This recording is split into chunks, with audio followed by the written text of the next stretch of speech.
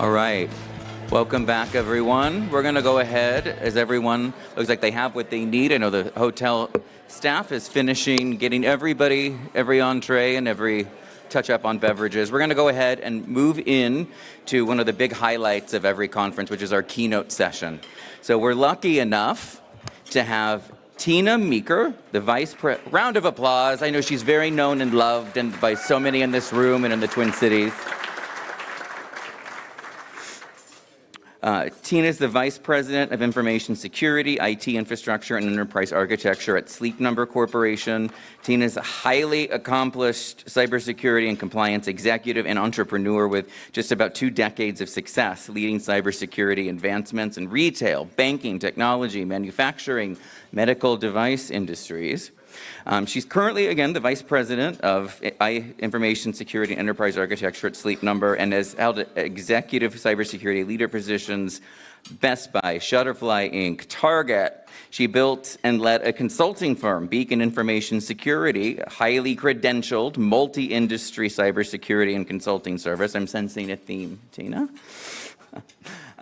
She specializes in cybersecurity and privacy program building and maturation, cybersecurity risk management, enterprise security policies, security awareness, phishing programs, mergers and acquisitions, security evaluations, recruiting and building high performance and diverse teams. So I'm not going to steal any more with my introduction. I know that her name and her work speaks for itself. So Tina, the floor is yours as you take us through Fortifying the Framework, how integrating cybersecurity with enterprise architecture drives strategic alignment and business resilience. The hour is yours. Thank you, Andrew. Much appreciated. Thanks, everyone. I didn't realize Andrew was going to have the long bio. But thank you for listening, and thank you, Andrew, for the shout out.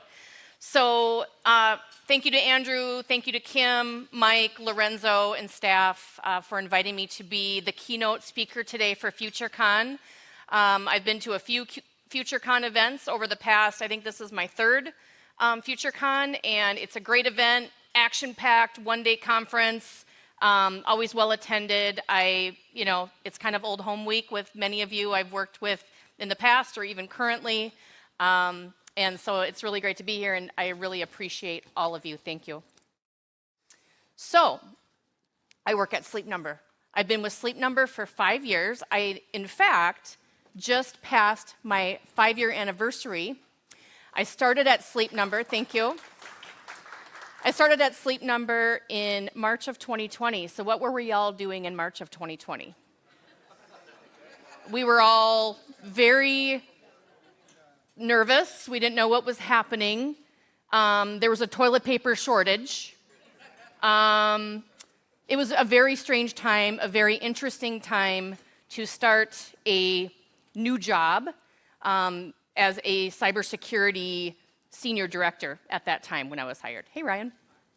So 5 years later, and I have a couple folks here who are my team. Devin Koss is here. Jason Obler is here. I don't know if I missed anyone else, but we have a really awesome team. Since then, I have also taken on IT infrastructure, so I'm responsible for that as well.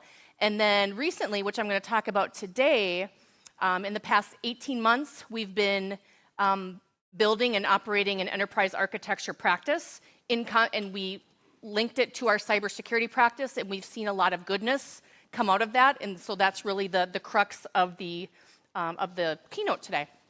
But first, a little bit about Sleep Number, formerly known as Select Comfort. Sleep Number, we have improved over 15 million lives. We are fast approaching 16 million lives. We have 637 stores across all 50 states in the U.S. Currently, we are just operating in the U.S. 52 billion hours of sleep IQ data. So, show of hands, how many are Sleep Number smart bed owners? Okay, we need to get a lot more hands up here. And I have a great opportunity for you, which I will close with today. And we have 3,700 team members company-wide. So, we have headquarters, we have our plants, we have 7 assembly distribution centers across the U.S. As I mentioned, we are U.S.-based. We are a publicly traded We consider ourselves a retail company, a manufacturing company, and as well as a technology company. Those of you who are smart bed owners, they are controlled by an app on your phone. So there's a lot of technology that goes into the smart bed. So I'm going to talk a little bit about how technology or IT is structured within Sleep Number. It's a bit unique. And as we thought about building an enterprise architecture practice, and I'll get in a little bit into the why here shortly, we knew as an organization we were organized in a very different manner, and there were some pros and cons to that. So today, cybersecurity, the capability, resides within IT. That's very common. I believe 40% of CISOs report up to the CIO. Again, pros and cons to that. But cybersecurity resides within the IT organization. I report to the CIO. We also have a product and consumer app team, which is a separate organization, which reports up through our Chief Innovation Officer. They're responsible for our consumer-facing app.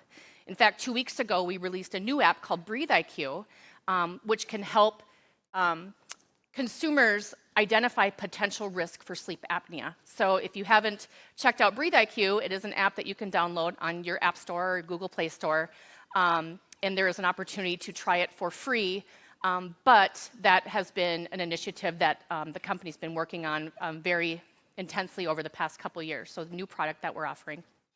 So we have a consumer app team, obviously very technology-based in a different area of the company, very different tool stack. We also have our e-commerce platform, so your sleepnumber.com, right? You can buy a smart bed online. We do sell smart beds online, but mostly people are buying beddings and such. So that is actually under the marketing umbrella, under our Chief Marketing Officer. And then we have other technology managed throughout the company. So HR has its own technology, finance has its own technology, and historically we've done a pretty good job of building relationships so that they're coming to us and we're having those collaborative conversations, but there was a gap. But one of the common denominators between all of these disparate teams is that people need their projects funded, right? So follow the money. Really that connective tissue is leveraging those existing strategic and financial governance forums. So no one in this room is going to be, I mean, this is age-old stuff. We're all cybersecurity practitioners. I'm going to be stating things that you guys already know. Cybersecurity is often not engaged early enough. That's a problem. It's a problem for most of us, if not all of us. Some of us have made progress into lessening that problem, but it always remains a problem. Enterprise architecture, where it exists, now I will note we did not have an enterprise architecture capability, so we actually built one. But whether you have an enterprise architecture capability or not, in many cases, they don't elevate that cybersecurity lens during the design process. So things can get missed, all with good intention. And then, of course, the shadow IT, technical debt, technical sprawl, and, of course, the compliance gaps, which we all care about. So I talked about the problems. Why does this matter? Again, these are all truisms. There's increasing complexity in the retail, technology, manufacturing environments, right? Ransomware is a big concern for any manufacturing industry. As I mentioned, we do manufacture all of our products across our 7 plants across the US. So operational technology, manufacturing plants are built for uptime. Point of sale, I talked about our consumer app, consumer apps, e-commerce, et cetera. You name it, the landscape is getting increasingly complex. Cyber threats, as we all know, are rising in volume and sophistication. Generative AI is a key driver. Hey, Sean, good to see you. Tech debt. I'm going to talk about tech debt a lot. Increases risk exposure for the company, as well as excess costs, right? Many of us are in sectors and industries. It's been a tough couple years, right? Some industries are doing really well right now, but many of us, especially if we're selling a big ticket product, right? It's tough, and we got to be creative with our dollars. We don't have money falling from the ceiling necessarily, so we need to be creative. Fragmented approaches. So when I talked before about how technology across the organization I work for is seated within different areas of the company, each area will have their strategic roadmap. And the roadmaps may play together nicely, they might not. There's fragmented approaches. It can impact customer experience. So Sleep Number rightfully is obsessed with our customer experience. We want you to visit one of our 637 stores and have a differentiated experience throughout your introduction to our product. And if you decide to make a purchase, we want that purchase process to be a great experience. When you have different technology roadmaps that all are well-intended, wanting to help the customer or the consumer have a great experience, when they're competing, you end up impacting the customer. And also, you could impact our team member. If you're impacting the team member's experience, you are then impacting the customer's experience ultimately. So fragmented approaches across all these technologies can introduce some problems. And many of us have seen this before. Technology decisions, in some cases, were made, again, well-intended, without proper weigh-in from the right folks. And I'm not just talking cybersecurity, I'm also talking about legal. I'm also talking about, third party. I'm looking at Jason Obler over here, who leads our third-party risk assessment process, right? So there's a lot of stakeholders that should be involved, who should weigh in, but at the same time, you don't want to create this, overly taxing process that people, avoid like the plague. So this is why it matters. So the vision at the time, so we were talking about all these opportunities, things are happening, we're not weighing in, there's a number of risks, and oh, by the way, we really should have an enterprise architecture capability. And at that time, we had been building our cybersecurity practice. We'd had about 2.5 years of runtime, so still a fairly young, maturing cybersecurity practice at that time. And we thought the timing is right now to build an enterprise architecture function. Let's marry it up to our cybersecurity function. And so really combining those two gave us, so let me back up a little bit. When you think about cybersecurity, especially GRC, there's Devin Kosh, she's our Director of Governance, Risk, and Compliance, we're already kind of doing the governance thing, right? We're doing the governance thing, we have processes, we have intake, we love our frameworks. Maybe we don't love them, but they're just a thing, and we're just used to them, right? So EA can also benefit from all of those things as well. So governance, frameworks, processes, intake. If I go to someone in marketing or someone in finance, and I set up a whole new process rail for them on top of what they already need to do for cybersecurity and for legal and third-party risk assessment, that's overwhelming. They're not going to work with you, period. So we wanted to build a capability alongside the cyber function that is kind of doing like work, right? There are some differences. We'll deal with that, but it's very similar flavor. We also wanted to elevate the enterprise architecture role. We didn't want to bury this individual somewhere in the organization, 5 layers down, 6 layers down. We wanted to elevate this individual to report to, at minimum, a vice president, or i.e. the CISO within the organization, so that they have that credibility, and frankly, they have kind of some authority, right? We also have a number of solution and domain architects throughout the organization already. So again, every company's different, so I'm kind of telling you what we had in place. It's kind of about like playing poker, right? We played with the hand that we had. So we had a number of solution architects and domain architects throughout other areas of the business. And at the same time, this is when the economy started to kind of not be so great.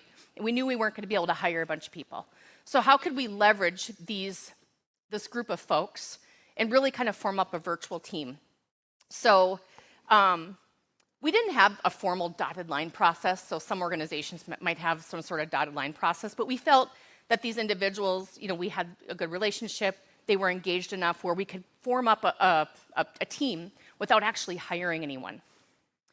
And then one of the initial goals was to begin to develop approved reference architectures as secure and repeatable patterns.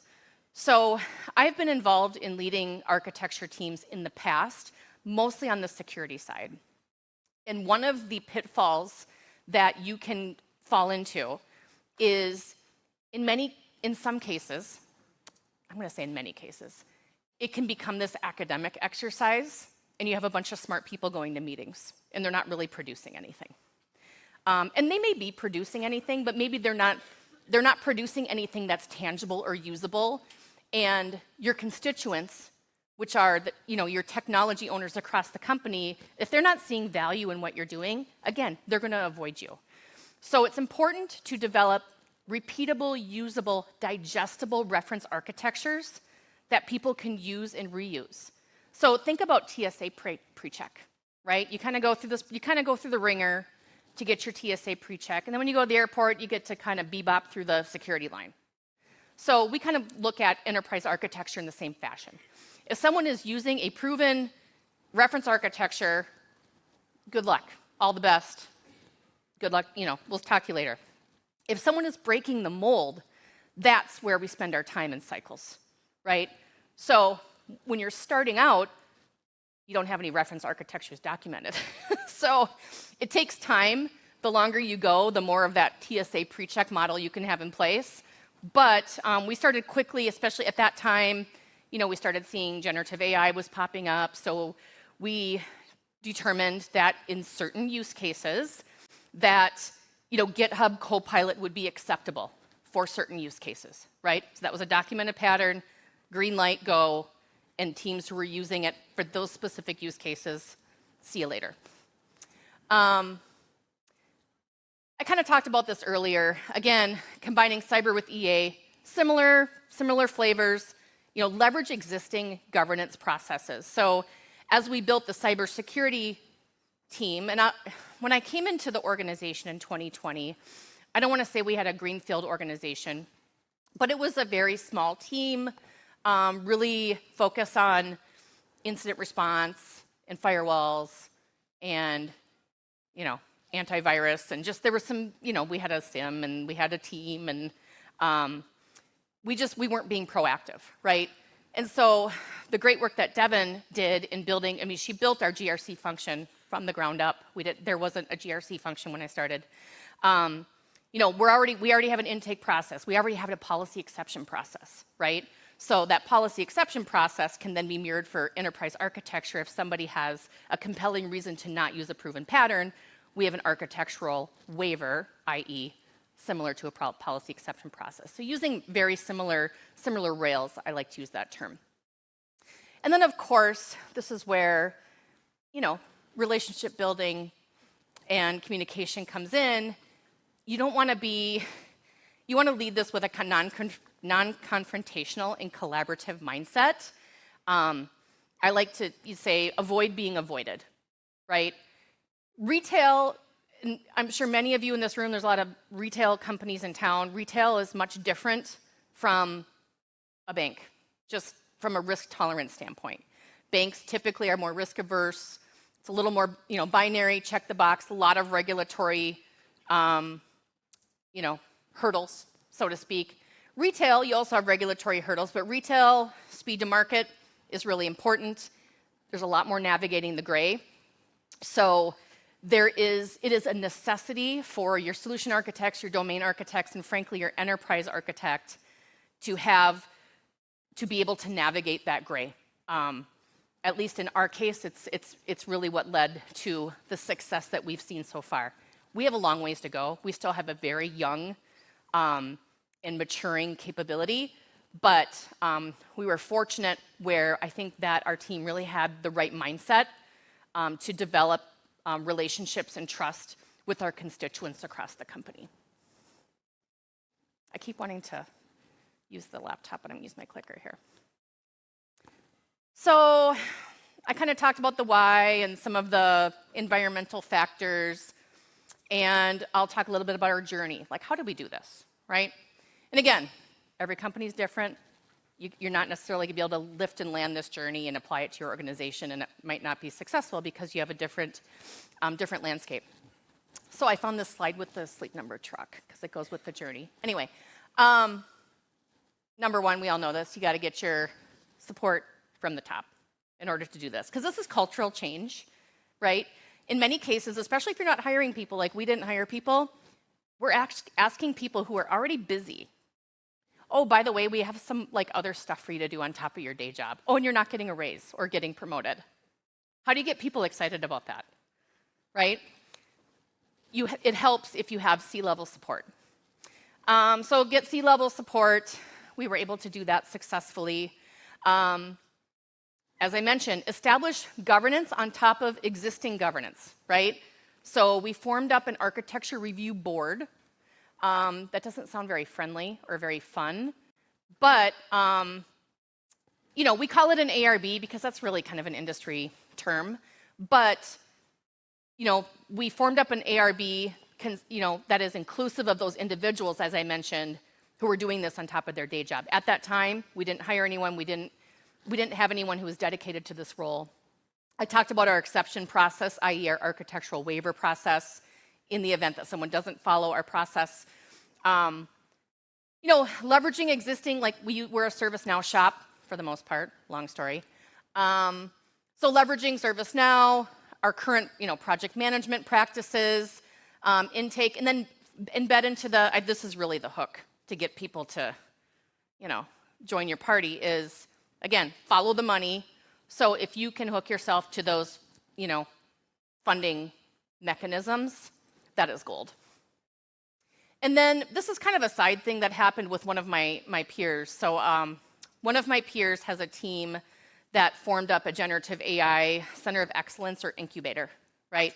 I'm not responsible for that, but he and I agreed that it was very essential for his generative AI incubator and the EA capability to work very closely together. So any new generative AI use case comes into our ARB intake. And then, the generative AI center of excellence, that's a mouthful, they're involved in that process. So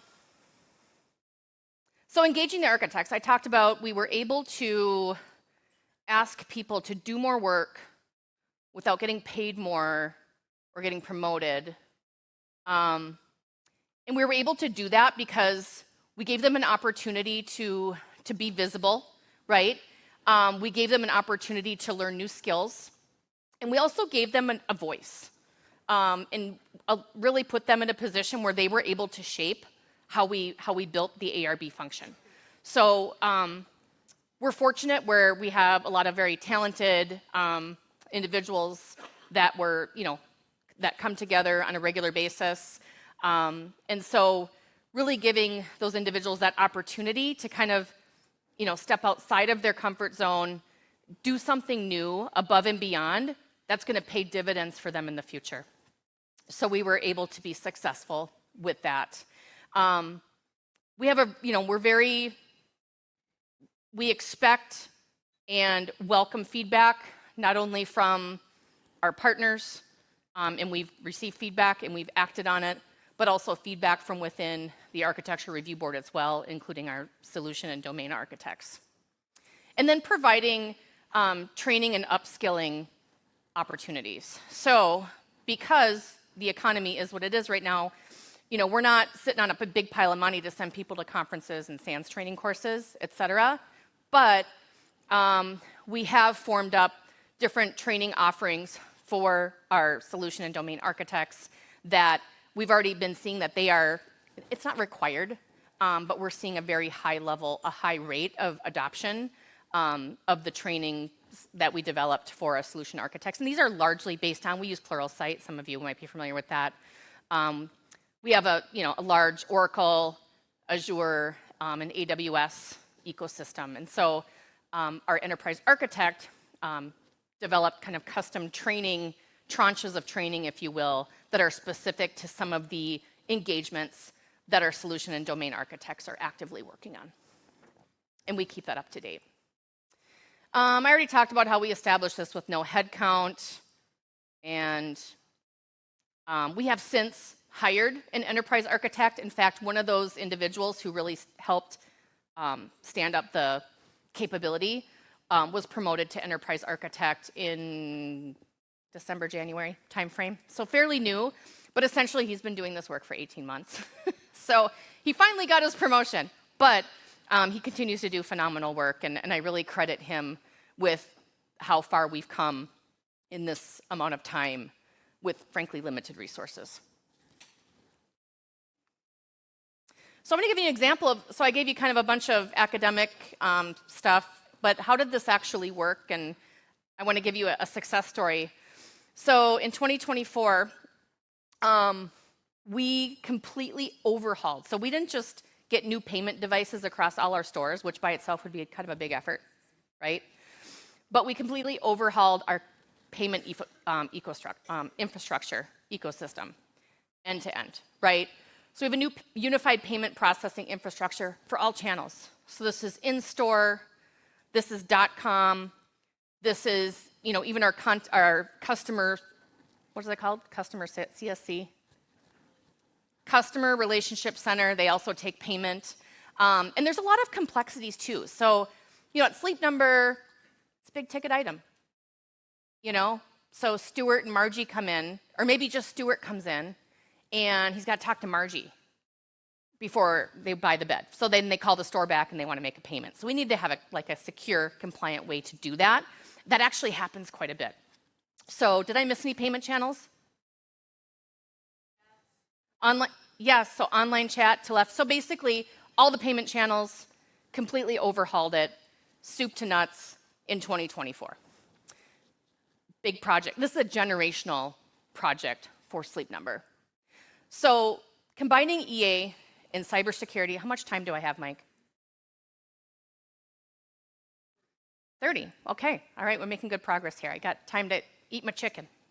So it really ensured that we had strategic alignment. And again, many stakeholders. I talked about how technology is kind of structured very uniquely within the organization.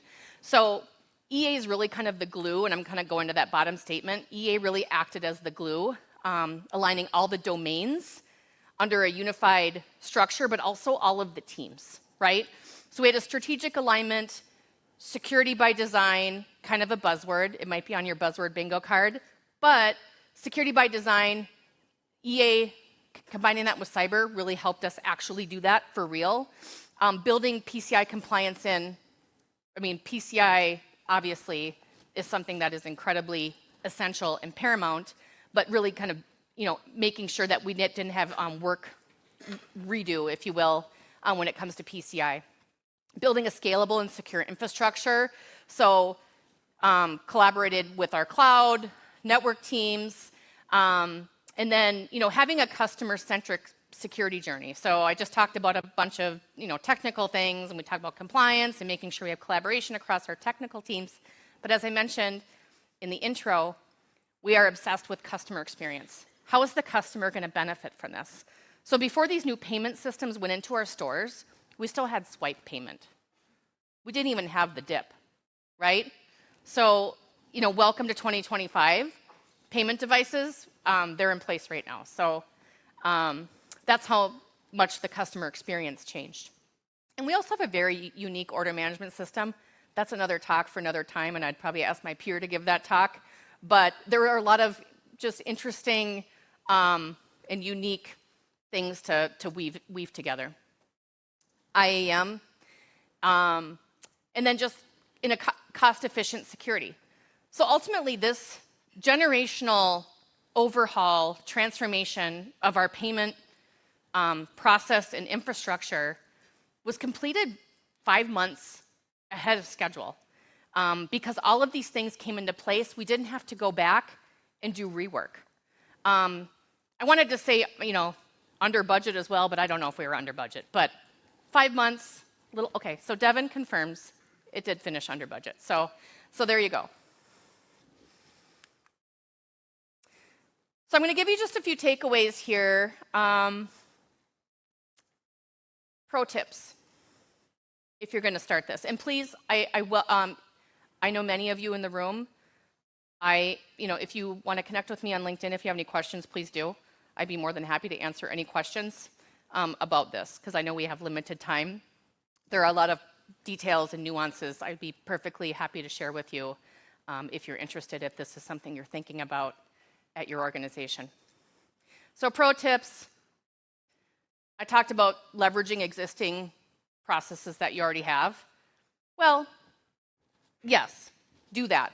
But also rationalize the processes you have, right? So it doesn't mean you can't make changes to existing processes, but rationalize the processes you have, reduce friction. It's incredibly important. And kind of going to that mindset and that approach, you want to be collaborative, make these discovery efforts. Again, if you become a confrontational gate, game over, guaranteed. Reference a common capability map. So how many of your organizations have a capability map that people actually are aware of? Devin, raise your hand. Okay. I'm just kidding. So I'm going to show you our capability map. Super simple. And again, this is your 100,000-foot view. I keep wanting to touch the laptop. Okay, so this is super simple. So you got your customer journey, you got your product journey, and you got your enterprise enablers, right? Everyone's different, and you can double-click, triple-click, quadruple-click, and this will turn into, when you start clicking into these things, it is a labyrinth. In fact, yesterday, Sam, our EA, and I had a one-on-one, and he's doing process mapping across all of these capabilities, and he was showing me some lucid charts that frankly made my head hurt. So underneath these Lego blocks are a bunch of other Lego blocks. I won't show those to you today, but they do exist. Those are not anything we're ever going to bring to our partners, but they're helpful to us. So if you do not have a capability map, and you're thinking about doing this within your organization, whether you have an existing EA function or you're building one from scratch, you have to have this. You have to have this placemat. And again, every company is going to be different. This is our capability map. Every ARB item, every generative AI use case that comes into our intake is categorized on this capability map. So part of our KPIs that we share is what use cases are we evaluating, and then of course, the phase, so like the ideation, discovery, so on and so forth. We map everything to this capability map. So again, I just wanted to share that with you as a visual. That's why it's in the appendix. But when you think about capability maps, I'm not saying that we do it the right way and there's no other way to do it. This is just the way we do it, and it works for us. So get a capability map if you don't have one. Gain leadership support. It's important. I already talked about that. And again, share KPIs. This is an area where I'm going to admit we have some work to do. So right now we have some reporting on how many projects, what stage are they in, where do they fall in the capability map. I'd like to get better at how much money did we save the organization. I can't do that today, right? That's on our plan. I'd like to have better KPIs on, people are seeing value in the work that we're doing, but people want to see this kind of value. And I can't tell them that today. So that's on our list. Our list of things to do is improve our KPIs. So I mentioned I have an enterprise architect. He reports to me. We have solution and domain architects, 9, 10 across the company. Some are very high performing. Some are okay, right? Some are newer. So we actually have a couple engineers who are aspiring architects, right? And this might be a controversial statement, but I have never met an architect who doesn't have some gray hairs on their head, right? So if you meet a 26-year-old who says they're a security architect, again, if you're a 26-year-old architect, I'd love to chat, because I've never met a 26-year-old architect that's actually an architect. But please, I would love to be proven wrong. So in many cases, your architects, they've seen a lot of things, right? And so we give the less, a lot of times engineers are the ones who become the architects. So we give engineers the opportunity to be architects for kind of your more straightforward initiatives. So that is a good way to develop your team. that have architect aspirations. So hold them accountable, take good care of them, recognize them. If someone is really rocking it, let their manager or their leader know that they're really killing it. Make sure when it comes to review time that work is being recognized, right? Keep them engaged. I talk about the training, the customized training that we've developed for our architecture team. Listen to them.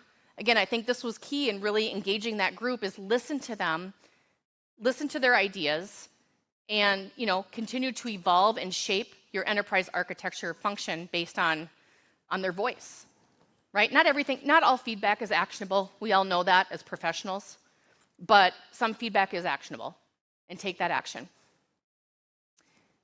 Roadshow your capability and value across the organization.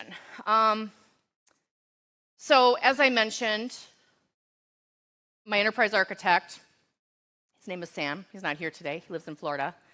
But so we're doing technology and process mapping right now. And that sounds really great.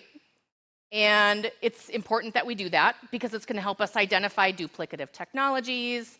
And again, kind of going to the KPIs and the dollars and cents, I think that's going to help us get there.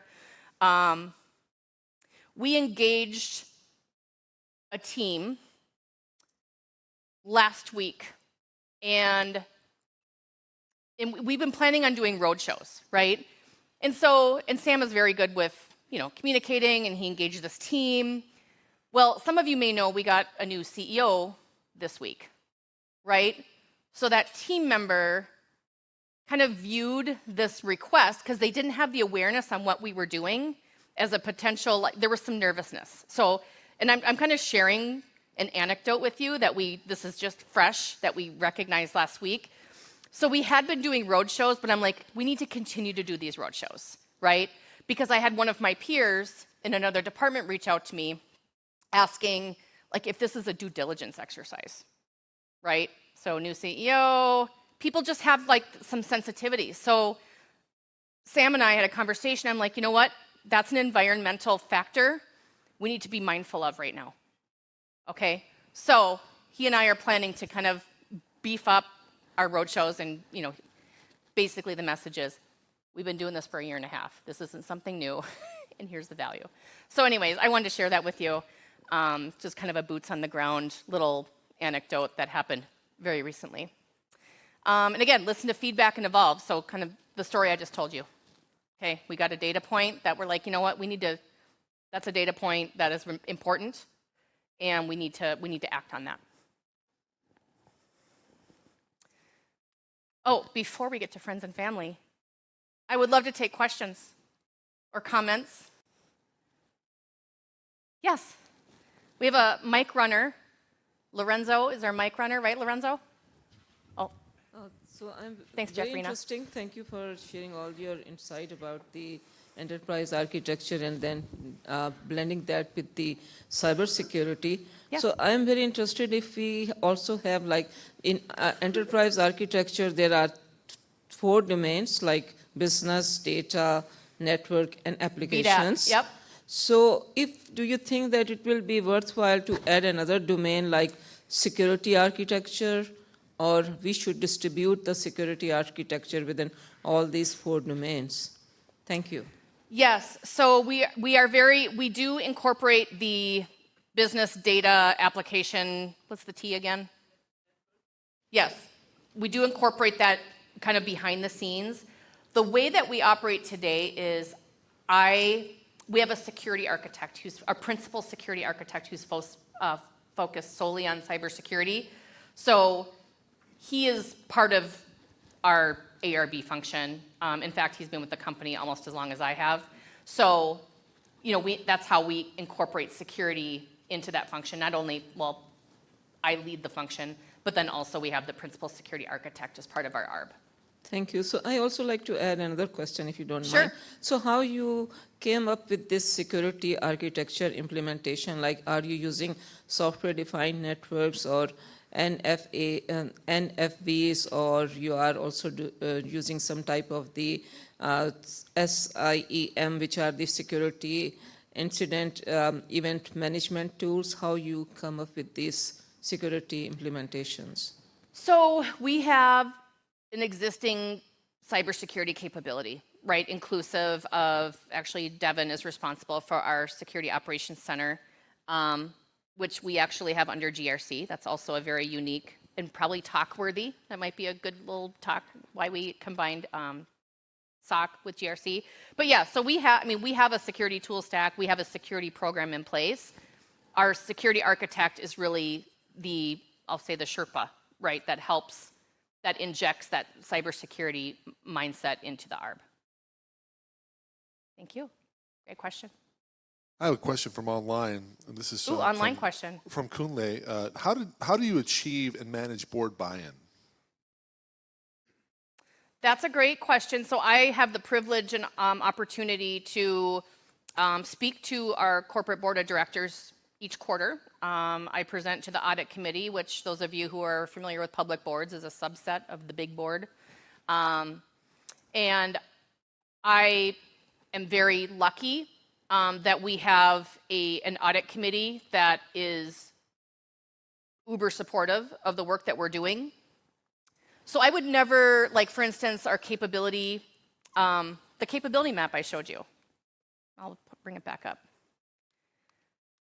So go ahead. A lot of the details I shared with you today would be too much detail for them.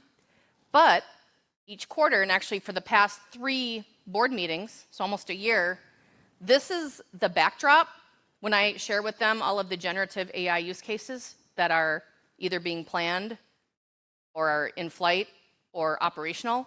This is the backdrop I use. So basically, here's the slide.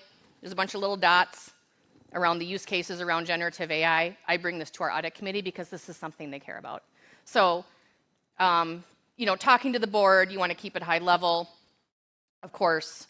And these are very smart individuals, but they're not necessarily technical, right? So you have to speak to them in business language. And typically, usually my appearance is about 3 to 4 minutes, tops, right? So I got to use my words very wisely. But the reason why this capability map is so compelling is I bring this to our corporate board of directors and our CEO. And then I can also use it with my partners in marketing and our technology teams. It's very versatile. And again, use it as a backdrop for other messages I'm trying to convey. I hope that's helpful for our online contributor. Great question. Sean. Tina, thanks so much for this. So thinking particularly about the capability map for a moment, can you tell us who pulled it together, who in your team? And then it's different from a gap analysis, but it must have revealed nonetheless some things that are similar inside of, can you tell us a little bit, did it reveal any surprises? Thanks. It didn't, I will say this, it did not reveal any surprises.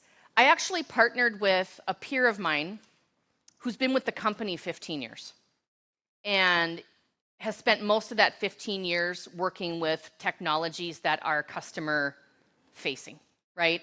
So I partnered with her to put this together just because of her vast knowledge of our products and our customers and her 15 years of experience. So basically her and I sat in a room and we put this together and then we socialized it. I mean, we made some edits and changed some language, and I will say that it was surprisingly easy to get this socialized because I think we almost hit the target right away. Again, we made some adjustments, but this is really, kind of the mall map of your company. And again, every company is going to be different, but this can be helpful not only in talking to the board, it can be helpful to, even if you have, if you want to talk about where you're investing and where you're potentially divesting, where's the company going? So when you're marrying strategic roadmaps with technology roadmaps, this is a great, place to bring them together in a way that people can understand. I hope that answers your question. Thanks, Sean. Other questions? We got mic runners.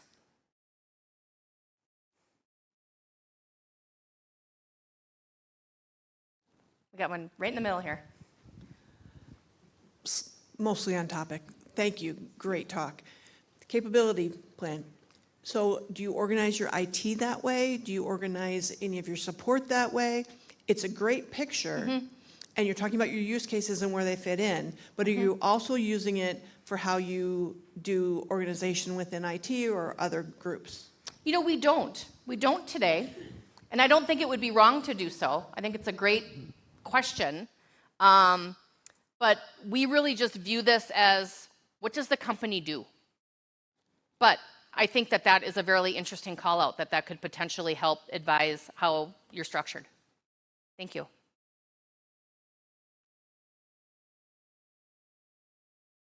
Anyone else?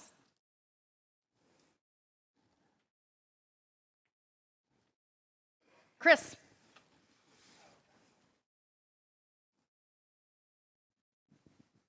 Yeah, so when you're building out the business capability map, did you find that groups also did the same thing within the company? And then how did you alleviate or consolidate some of those groups?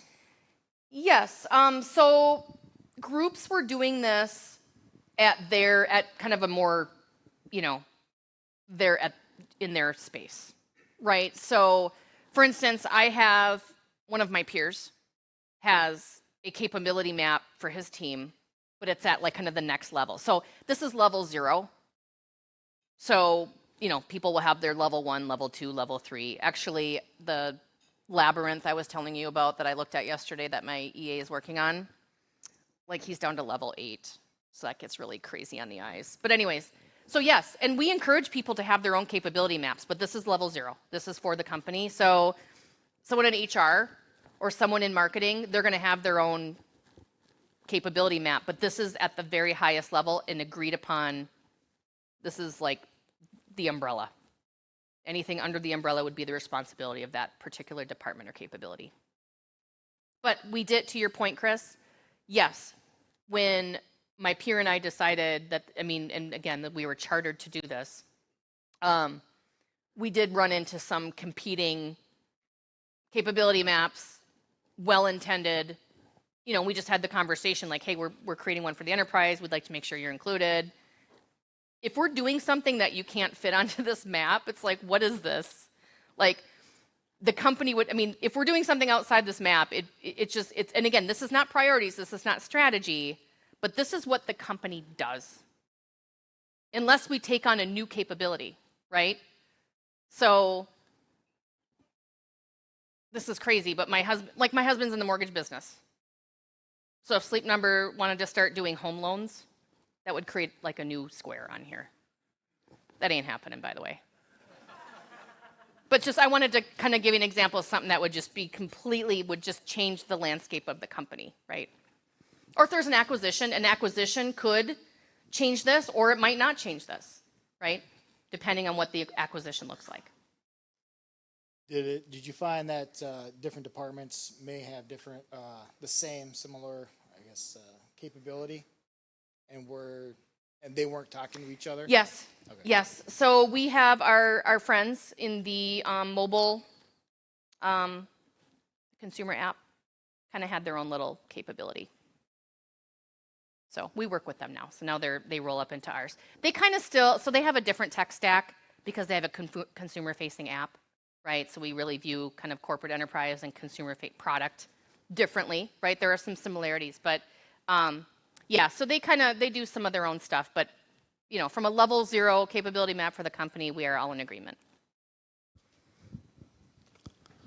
Sorry, I didn't stick the landing on your question initially.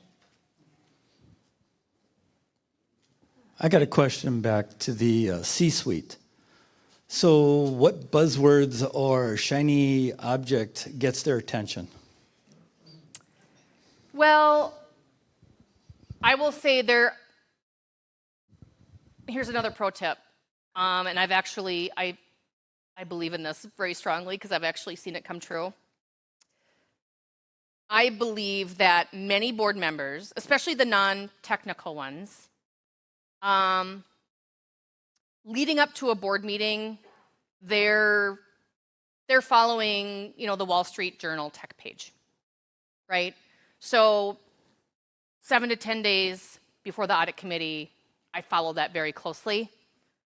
And I find many cases, the questions I get are coming from those articles, right? I get a lot of questions about generative AI. I get a lot of questions about zero trust. Ransomware, not so much anymore. Ransomware was hot like 2 years ago. I'm not saying we still don't care about ransomware, but as far as right now, it's ChatGPT, DeepSeek. Those are the questions that I'm getting. So not necessarily buzzwords that I use, but buzzwords that they will throw at me. I would say zero trust and generative AI are the two big ones right now. Great question. Anyone else? Elizabeth.